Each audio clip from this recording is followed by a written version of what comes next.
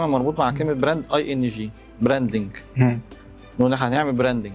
تمام. فالشركه اللي بتوقف صرف حتى لو عندها براند قوي تمام.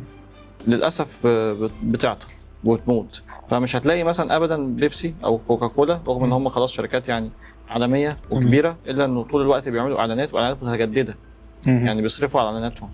ابل مثلا من الشركات اللي بتعمل اعلانات قويه جدا بس ما بتعملهاش بالشكل اللي احنا متعودين عليه. يعني مثلا هي ما عندهاش فيسبوك بيج بالمناسبه عشان هم عندهم مشكله، او عندهم فيسبوك بيج بس لو دخلت عليها مش هتلاقي عليها حاجه. حاليا ما عنديش فكره بصراحه. بس لو دخلت على الاد لايبرري بتاعتهم هتلاقي الاف الاعلانات في كل الدول. مظبوط. وعندهم يعني على الصفحه اللي بيديروا الاعلانات دول مثلا ممكن يكون يتعدوا 2000 شخص. تمام. ميديا باير بس بيعملوا اعلانات.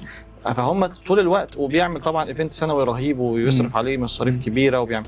بس اقصد ايه، البراند هو براندنج. يعني انا طول الوقت عمال اصرف على البراند ده طول العمر.